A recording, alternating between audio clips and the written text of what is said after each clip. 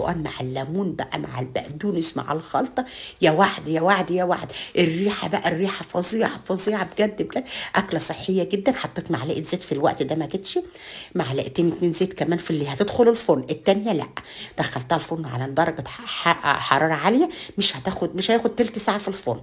طيب انا حطيت زيت وبصله هقول لكم عليه دلوقتي. بصوا يا دوبك كده، ما كملتش ما لحقتش. طيب بقول لكم في الفرن.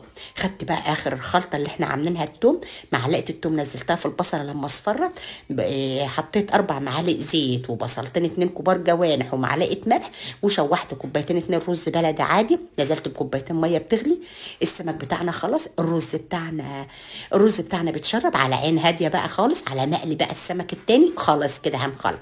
تعالوا ما اقول لكم بقى برضو في تكنيك سر. في تكنيك حلو قوي هنا. معلقتين 2 بقسماط، 3 معالق دقيق، معلقتين نشا، واقلب الخلطه دي وما تحطهاش كلها عشان ما تبوظهاش. بصوا بقلبها ازاي. بتحطوا توابل، احنا متبلين سمكنا ومخلينه زي الفل، ريحته حلوه وجميل. بصوا بقى اكنك بتتبلي بانيه. بص انا عشان ما عفرتش التتبيله انا بحط كده. عايزه تحطيه في طبق بقى وتعفري فيه ماشي، بس انا بص بدوس ازاي اكنك بتدوس على بانيه كده. بتدوسي تشربي وتنفضي. بص بعمل ازاي. بص روعه الطريقه دي، روعه تعتمديها ان شاء الله، هتعمليها في رمضان باذن الله.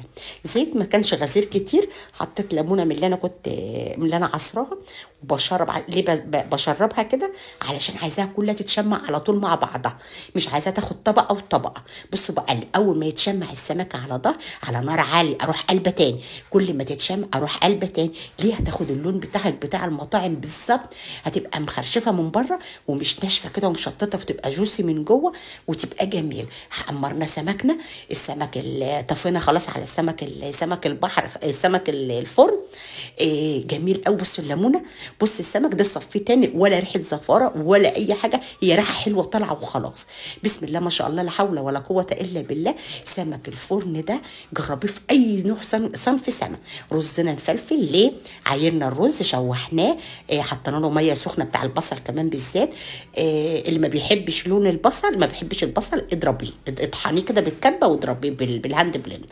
نقدم اكلنا بقى الجميل اللذيذ ده باي الديكور اللي يعجبك. ليه؟ شرحت الليمون بقى، طماطمايه، ما شاء الله ما شاء الله، لا حول ولا قوه الا بالله.